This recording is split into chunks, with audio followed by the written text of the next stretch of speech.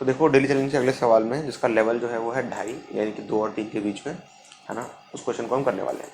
तो यहाँ पे क्या है कि एक रिएक्शन हो रही है, कंपाउंड दे रखा है, प्रोडक्ट पी बन रहा है। उस प्रोडक्ट के अंदर ये पूछा गया था क्वेश्चन के अंदर कि प्रोडक्ट पी के अंदर कौन कौन से फंक्शनल ग्रुप्स मौजूद हैं, है ना।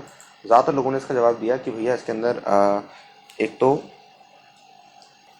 टर्शरी अमीन मौजूद है ना, और साथ में इसके साथ क्या है, एक कार्बोनिल कंपाउंड जैसे कि कार्बोक्सिल प्रेजेंट है।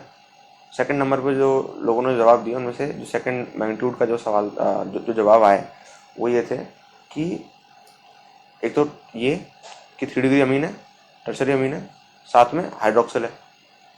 ओ भाई मैं आपको बता दूं कि ये दोनों ही जवाब गलत हैं, गलत नहीं महागलत है, ठीक है। तो हम देखते हैं सही जवाब क्या है। अगर आपको क्वेश्चन नहीं मिला अभी तक तो इस वीडियो के डिस्क्रिप्शन में मिल जाएगा क्वेश्चन का लिंक, है ना। वो हम यूट्यूब की कम्युनिटी पोस्ट पर डालते हैं। कम्युनिटी पोस्ट इसलिए आपको चेकआउट करते रहना चाहिए समय समय पर, है ना। दिन में उसके अंदर पता नहीं कितने 10, 15, 20, 25, 30 अपडेट्स तक हो सकते हैं, है ना। तो इस चीज़ को आप मिस नहीं कर सकते हैं ना। वीडियो के साथ साथ आपको कम्युनिटी पोस्ट भी देखनी होती है अच्छी तरह से। अब देखो सवाल पे आते हैं। पहले तो आप ये आंसर कर लो कि आपने ट्राई कर लिया, ठीक है। नहीं तो समझ लो ना बीच में, मतलब बीच में सड़ना मत, ठीक है। कि सस्पेंस ब्रेक हो गया, है ना, ये हो गया, तो ट्राई कर लो।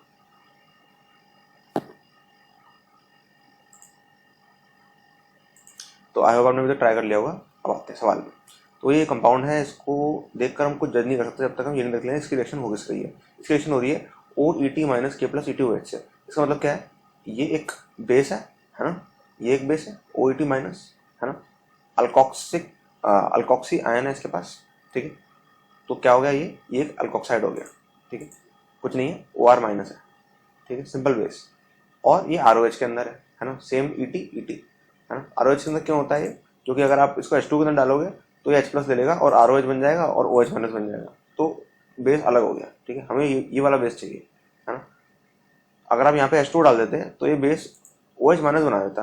OH माइनस और OR माइनस में अच्छा बेस कौन सा है, ऑब्वियसली OR माइनस है। तो बेस की स्ट्रेंथ खामा कम हो जाती है ना पानी में डालने से, तो इसलिए आपने डाला, आपने क्या किया, ROH बना दिया, ठीक है। तो पहले स्टेप में हमने रिएक्शन कराई बेस के साथ।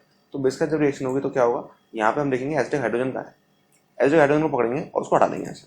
तो एसिडिक हाइड्रोजन हमें कहीं और नहीं दिख रहा, सिर्फ यहाँ दिख रहा है ना। ये मिथिलीन वाला, मिथिलीन वाले के एसिडिक हाइड्रोजन देख लेते हैं। और उससे हाइड्रोजन अपन हटाएंगे तो उस पर नेगेटिव चार्ज आएगा, ऑब्वियसली नेगेटिव चार्ज आएगा। और आप ये देख सकते हो नीचे इसके साथ क्या है, एक कार्बोनिल कंपाउंड है जिसका इस नेगेटिव चार्ज की रेजोनेंस हो सकती है।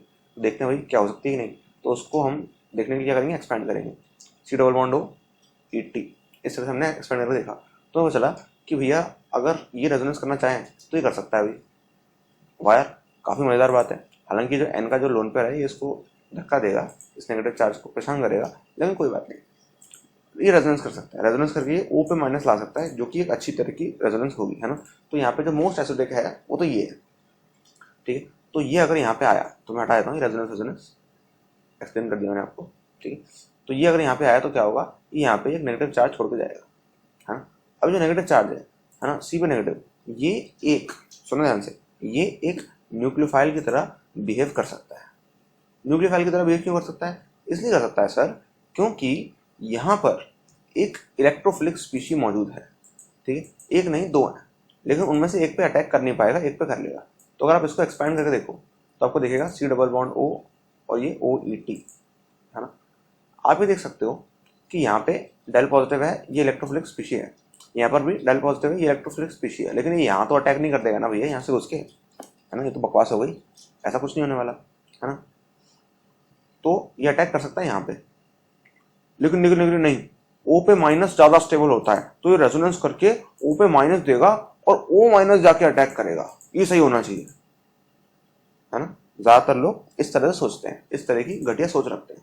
तो मैं आपको बता दूं, पहली बात तो ये जो नेगेटिव चार्ज है ना, ये 100% C पे है, ना 100% O पे है, ठीक है। कुछ C पे है, कुछ O पे है। और मैं ये बात मानता हूं कि ज्यादातर O पे है, लेकिन बेहतर न्यूक्लियोफाइल कौन सा होगा। अभी यहाँ पे हम कर रहे हैं न्यूक्लियोफिलिक रिएक्शन, हम स्टेबिलिटी थोड़ी चेक कर रहे हैं, हम देख रहे हैं न्यूक्लियोफिलिक रिएक्शन हो रही है ना। न्यूक्लियोफाइल अटैक कर रहा है, तो C पे माइनस वाला जो होगा वो अच्छा न्यूक्लियोफाइल होगा, या O पे माइनस वाला जो होगा वो अच्छा न्यूक्लियोफाइल होगा। O पे माइनस स्टेबल रहता है, C पे माइनस लेस स्टेबल रहता है। जो लेस स्टेबल है वो अच्छा न्यूक्लियोफाइल होगा ना, जो अटैक करना चाहेगा अपनी स्टेबिलिटी को, अपनी कम स्टेबिलिटी वाले फैक्टर को हटाने के लिए, है ना। तो मैंने माना कि O पे माइनस वाले रेजोनेंस स्ट्रक्चर का परसेंटेज ज़्यादा होगा, ये बात मैंने मानी है ना, लेकिन बेहतर न्यूक्लियोफाइल तो CP- वाला ही होगा। तो अटैक ये करेगा यहाँ पर, ठीक है, जैसे अटैक करेगा, ठीक है, अटैक ऊपर नीचे बाहर, समझ लो, अटैक किया, ये ऊपर गया, ठीक है, ये फिर वापस नेगेटिव चार्ज नीचे आएगा, पाई बॉन्ड बनाएगा और OET को बाहर भगा देगा, ठीक है। ये आपकी जो होती है ये मैकेनिज्म, उसे हम कहते हैं एडिशन एलिमिनेशन, कि भैया पहले एडिशन हुआ फिर एलिमिनेशन हो गया, एडिशन करा आपने C- का, है ना, ऐड हो गया, फिर उसके बाद क्या हुआ, O- जैसे नीचे आया, OET- का एलिमिनेशन हो गया, ठीक है, तो ये हो गया। तो अच्छा, ये पहला स्टेप हो जाने के बाद आपके प्रोडक्ट किस तरह के दिखते हैं हम देखते हैं इधर, ठीक है। फिर हमने रिएक्शन कराई तो कुछ इस तरह का बन गया भैया, 6 नंबर का ये हो गया रिंग, ठीक है, इससे कनेक्टेड है क्या, C, है ना, लेकिन वो वहाँ अटैक कर चुका है अभी, ठीक है, तो उसको हम वहाँ जमा देते हैं। तो यहाँ पे क्या है, यहाँ पे इसको इस तरह से रखते हैं कि इमेजिन करने के लिए पहले आपको बनाता हूँ कि यहाँ पे C डबल बॉन्ड O है और उससे अटैक, उस पर अटैक कर दिया किसने, कार्बन में, है ना, और उस कार्बन से क्या अटैच है, C double bond O OET, है ना, ये चीज, ये इस कार्बन से ये चीज अटैच है, ठीक है, तो हमने बना दिया, है ना। और साथ ही साथ इस कार्बन से कौन अटैच है, ये नाइट्रोजन भी तो अटैच है।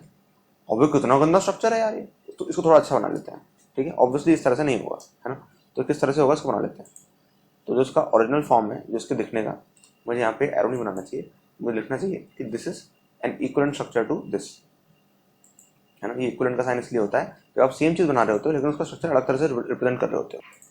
तो हम थोड़ी सी ट्रैकिंग करते हैं। ट्रैकिंग की तो चला कि इस कार्बन के बीच में और इस नाइट्रोजन के बीच में 2 कार्बन है, ठीक है, तो यहाँ पे 2 कार्बन बना देते हैं, 2 कार्बन और ये नाइट्रोजन से कनेक्टेड हो गए, सही है, सिंपल, सब कुछ सिंपल है। अब बस अंतर ये है कि यहाँ पे इस वाले कार्बन के पास, जस्ट इसके पास, मैं दूसरे से बना देता हूँ, यहाँ पे इसके पास डबल बॉन्ड O है, समझ लो, इस वाले कार्बन के पास डबल बॉन्ड O है, और इस वाले कार्बन के पास क्या है, इस वाले के पास है C डबल बॉन्ड O और OET, ठीक है, तो इसके बाद एस्टर है, सिंपल। अब इसकी रिएक्शन किससे कराते हैं, तो भैया पहले रिएजेंट से हमने रिएक्शन करा दी, कराई तो ये बना, फिर किससे रिएक्शन हो रही है देख लेते हैं। अब रिएक्शन हो रही है इसकी किससे, H2O+ से और हीट से, ठीक है, हीट से ऑब्वियसली रिएक्शन नहीं होती, है ना, H3O+ से इसकी रिएक्शन हो रही है, यानी कि H+H2O, यानी कि एसिडिक मीडियम में इसकी हाइड्रोलिसिस हो सकती है शायद, चेक करेंगे तब पता चलेगा होती है कि नहीं होती। तो ये OET मिला है आपको इस कंपाउंड के अंदर। तो जब भी इस तरह की चीज दे रखी जाती है और H+H2 होता है तो ऑब्वियसली क्या होता है, हाइड्रोलिसिस होती है। कैसे होगी भैया हाइड्रोलिसिस, क्या मैकेनिज्म रहती है हाइड्रोलिसिस की, देखो जरा, C double bond O OET ये है, हाइड्रोलिसिस मतलब क्या कि H+ है, तो H+ अगर मौजूद है तो क्या होगा, यहाँ पे क्या हो जाएगा, H+ के मौजूद होने के चक्कर में यहाँ पे क्या हो जाएगा कि यहाँ पे इस O के लोन पेयर से H+ थोड़ा सा कनेक्ट हो जाएगा आगे, है ना, और इस वाले लोन पेयर से भी H+ कनेक्ट हो जाएगा थोड़ा सा आगे। जब ये होगा तो यहाँ पे थोड़ा थोड़ा पार्शियल लेवल पे O पे पॉजिटिव आने लगेगा, सेम यहाँ पर।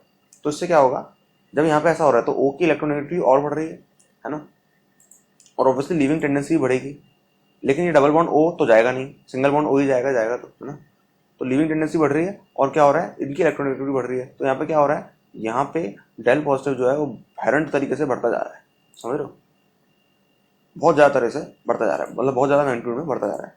और फिर आप लेके आ गए पानी, तो पानी में क्या होता है, ऑक्सीजन होता है, ऑक्सीजन के पास क्या होता है, लोन पेयर होते हैं, है ना, तो जो लोन पेयर हैं ऑक्सीजन के, ये आके इस इलेक्ट्रोफिलिक सेंटर पर जाके अटैक कर देंगे। अटैक करेंगे तो क्या होगा, वही अपनी पुरानी मैकेनिज्म, अटैक ऊपर नीचे बाहर, ठीक है, एडिशन एलिमिनेशन, है ना, ये हुई रिएक्शन। तो क्या बना, हुई यहाँ पे बना C डबल O, है ना, और यहाँ से OH2+, है ना, और ये जो H+ है ये हट के सॉल्यूशन में वापस चला जाएगा, तो ले लेके आपके पास क्या बचेगा, COOH। तो भैया एस्टर की रिएक्शन जब आप करा देते हो H+H2O से, यानी कि एस्टर की जब आप हाइड्रोलिसिस करा देते हो तो COOH बचता है, ठीक है, तो ये हो गया। और ऑब्वियसली साइड से जो आपका जो ETOH निकल रहा है वो बात अलग है, ETOH तो निकल रहा है, देखो ETO, और यहाँ से जो H आया था वो चले गए, ठीक है। तो यहाँ पे क्या होगा, इस कंपाउंड में जो COOET है क्या बन जाएगा, COOH बन जाएगा, ठीक है। तो अपन इसको एक बार बना लेते हैं, जाए किस तरह से दिखेगा बनने पर। तो ये 2 कार्बन, है ना, यहाँ पे ये डबल बॉन्ड O, इसको कोई हटा हुआ है, ठीक है, और ये COOH बन गया, ठीक है। अब क्या हुआ, इसके साथ हीट भी दी गई है, देखो ध्यान से, हीट भी दी गई है, तो हीट दी गई है तो क्या होगा, तो ये होगा कि हम ऑब्जर्व करेंगे कि क्या यहाँ पे कुछ हीट करने से क्या कोई एलिमिनेशन हो सकता है। देखा तो पता चला ओबे तेरी, ये तो एसिड है, तो और एसिड है और उसके बीटा पे एसिड है, उसके बीटा पे कीटोन लगा है। COOH एक फंक्शनल ग्रुप है, तो उससे कनेक्टेड जो कार्बन होगा उसे अल्फा कहेंगे, है ना, उसके नेक्स्ट जो होगा उसे बीटा कहेंगे, और बीटा पे लगाए कीटोन, तो ये क्या हो गया, ये हो गया बीटा कीटो एसिड। और बीटा कीटो एसिड को आप जब भी हीट करते हो उसका COOH हट के CO2 बन के निकल जाता है ना, एज इट इज। तो ये पूरा एज इट इज निकल जाएगा, यहाँ से निकल जाएगा, तो यहाँ पे कुछ नहीं बचेगा, तो अल्फा वाली जो पोजीशन है पूरी खाली हो जाएगी, कोई फंक्शनल ग्रुप से अटैच नहीं होगा। तो सिर्फ क्या बचा रह जाएगा हमारे पास, बचा रह जाएगा सिर्फ और सिर्फ डबल बॉन्ड हो। तो जरा देखते हैं कि हमारा जो बचा हुआ कंपाउंड होगा किस तरह का दिखेगा। देखो ध्यान से, वो दिखेगा इस तरह का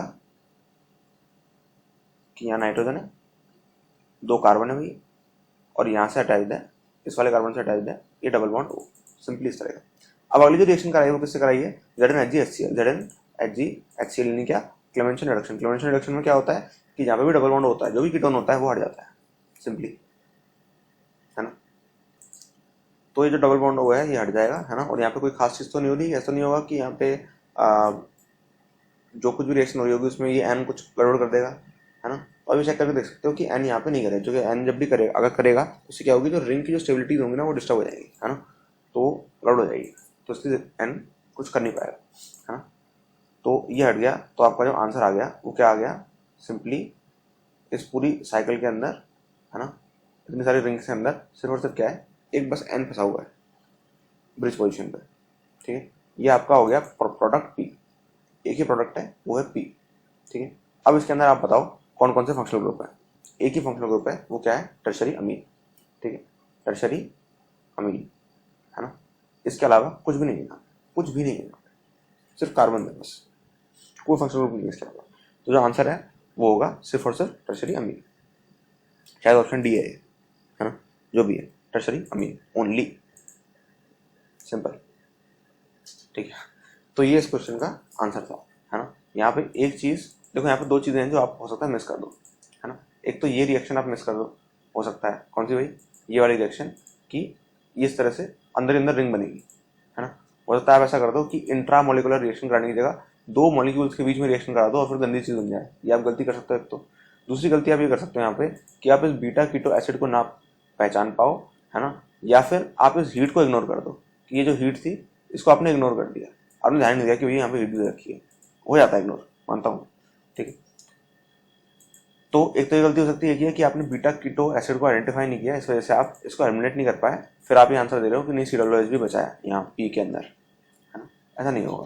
और कुछ लोग होते हैं वो गलती ये करेंगे कि यहाँ पे COOH उन्होंने छोड़ दिया, ऊपर बीटा कीटो एसिड आइडेंटिफाई नहीं किया, COOH छोड़ दिया और फिर ZnHgHCl से आकर उसको रिड्यूस भी करवा दिया, जबकि मैं आपको बता दूं क्लेमेंशन रिडक्शन में ZnHgHCl जो होता है वो रिड्यूस नहीं कर सकता COOH को, वो कार्बोक्सिलिक एसिड को या एस्टर वेस्टर को, किसी को भी रिड्यूस नहीं कर सकता, वो सिर्फ कीटोन को रिड्यूस कर सकता है, एल्डिहाइड को, ठीक है, सिर्फ C डबल बॉन्ड O को ही रिड्यूस कर पाएगा, समझ गए। तो इन सब चीज़ों का ध्यान रखोगे, ऑलराइट।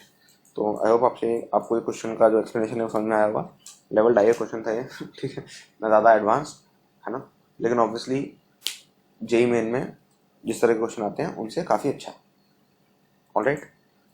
तो जो कुछ भी आपने इस क्वेश्चन सीखा कमेंट करो, ठीक है, daily drill, daily ritual, alright, all the best.